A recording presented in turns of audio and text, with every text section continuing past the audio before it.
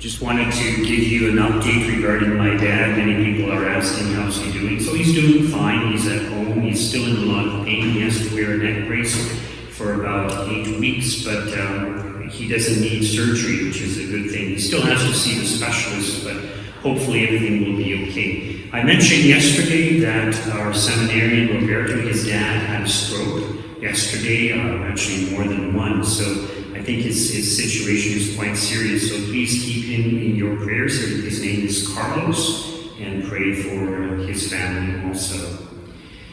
In regards to today's gospel reading, the focus is on the theme of fasting. So the disciples of John the Baptist come to our Lord asking, why do the Pharisees fast often, as well as the disciples of John? Well, your disciples do not fast. And notice how our Lord points out that while the wedding guests cannot mourn or fast as long as the bridegroom is with them. In other words, when he is with them, it's a time for rejoicing, not a time for penance, not a time for self-denial. And he goes on to point out that when the bridegroom is taken away, then they will fast. So in the early church, fasting was quite common. So most Christians would fast usually 3 times a week. So every week of the year, 3 times. So I believe it was Wednesday, Friday, and Saturday. And of course, during Lent, they would fast the entire Lent, so all 40 days of Lent. So it was very kind of extreme. And as time went on, the church, in her kindness, in her mercy, in her understanding, changed the laws of fasting, and as time went on, made it easier and easier for people to observe the requirements for fasting. So even now we have requirements. It's really only 2 days that we're absolutely required to fast: Ash Wednesday and Good Friday. And the manner of fasting is also quite easy to do for most people. So you can have 1 full meal and 2 other meals that together don't add up to a full meal, and not to eat anything in between. If for some reason you need to drink juice or something, especially if you're diabetic, that's fine, you can do that. So it's quite easy to do. But why is it that fasting is basically being promoted by our Lord? Why is it that the church still recognizes the importance of fasting? It's interesting to note that all the major religions in the world, they all practice fasting. They're faithful, their adherents have to fast at various times. So there's many benefits to fasting, and I don't know if I'm going to touch on all of them, but one of them is that when we deny ourselves something that we desire, something that is good for us, such as food, it enables us to have greater self-control, which we all lack. So we need greater self-control.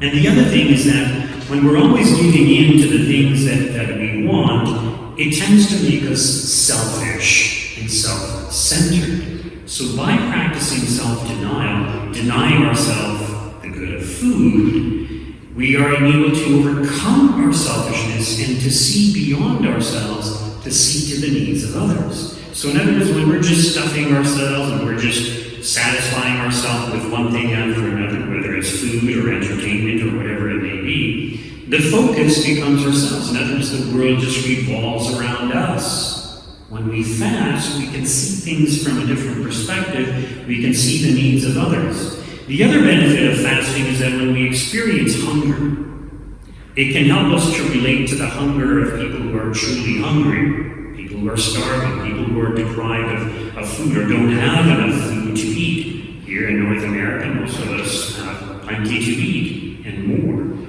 So it enables us to relate, to feel their pain, a little bit of their pain, and so we are enabled to have greater charity, greater compassion, and not just for people who suffer from hunger, but people who suffer in general. In other words, when we suffer, we are better able to relate to others who suffer.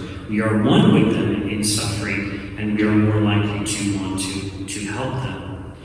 The other wonderful thing about fasting is that when we deny ourselves worldly goods, such as food, it enables us to become more spiritual. People who fast they find that when they go to pray while they are fasting, their prayer is much better. They're able to focus more. Their mind is clearer. It's interesting that even in health professionals, these natural paths, they actually recommend fasting. So there's different forms of fasting. Some people do like a juice fast, they only drink juice, and some people don't eat and just drink water. So there's different things, but the point they point out is that, the point they make is that when we fast, it enables our organs, our digestive organs, to rest and to recuperate. In other words, we're always putting food into ourselves, so our liver, all our organs are kind of working, and it's good to give them a break and also to cleanse. So when we give them a break this way, the body cleanses itself of impurities. And this cleansing of the body also enables us to be more clear-headed and to be more focused. So there's a physiological kind of benefit to fasting also. But I would say that the main reason of fasting is that all these things added up, if just to summarize it, fasting helps us to be closer to God and to be the way that God wants us to be. So fasting is good. Any form of self-denial is good. Fasting is one of the better ones when we consider food. Why do we eat? And philosophers point out that the reason that we eat, or we have a desire to eat, is for the preservation of the individual. So in order for me to preserve myself, to be able to continue to live, I must eat. And they point out that the urge for sexuality is for the preservation of the species. So unless people had an inclination to procreate, they would not beget children and the species would become extinct. So they point out that these two desires are very strong desires in human nature and in the animal kingdom, and it's for the preservation of the species, but also for the preservation of the individual. And because they are such strong desires, the more that we resist these desires, the more free we are to be at the service of others. Now, yes, of course, we need to eat to a certain extent. We cannot deny ourselves completely. But look at the example of our Lord. He fasted for 40 days and 40 nights in the desert. So he endured the heat of the desert, the cold of the night, and very little water, and hardly had anything to eat for 40 days and 40 nights. He's not saying that we need to go to that extreme, but he gives us an example and basically points out that it's extremely beneficial. So when we fast in this manner, we are drawing down more of God's graces upon ourselves and upon the entire world. Recall how I mentioned that prayer is good and necessary and essential, but when we add sacrifice, self-denial, suffering to prayer, our prayer becomes much more efficacious. And this is why we practice fasting. So sometimes when there is a specific need or a specific cause that we need to pray for, it's good to fast. And sometimes people fast communally.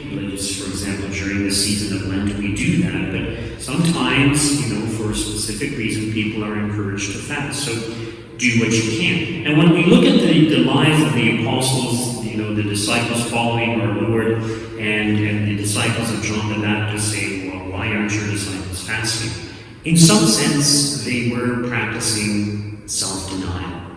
Perhaps even having to fast at various times. So on their journeys, going from one town to the next, sometimes they didn't have anything to eat or couldn't afford to get anything to eat, it's very likely. But they denied themselves the comfort of their own homes. They denied themselves many things. They often slept in the open. So they were practicing self-denial. And the whole point was to be close to our Lord. So the whole point of fasting is to enable us to be closer to God. Very often when we have this passage, a lot of people ask me, what is our Lord talking about? No one sews a piece of unshrunken cloth on an old cloak. And, new wine is not put into old wineskins. What is our Lord talking about? How do you understand this? It's very simple. Basically, all he's saying is that you have to have a new way of thinking about things. So you don't put a new patch onto an old garment. Why? Because if you haven't washed your clothing yet and put it in the dryer, it's going to shrink. I suppose even at the time of our Lord, it would shrink. So in other words, if you sew it on before it's been washed, it's going to shrink and it's going to look unsightly, or it's going to rip the old garment. And the reason you don't put new wine into old wineskins is because old wineskins have expanded. So when wine is put into wineskins, the wine continues to ferment, and so it actually expands. So new wineskins are more flexible. Old wineskins, because they've already expanded and have been used, they're less flexible. So if you put new wine into an old wineskin, it will just burst. So what our Lord is saying is, you have to have a new way of looking at things. You have to understand that I am the bridegroom, that I am God, and I am with you. Therefore, you don't have to fast right now. But once I am taken away, then you will have to fast in order to overcome your sinful inclinations, in order to be closer to me, and in order to draw down more of God's graces for yourself and for the entire world.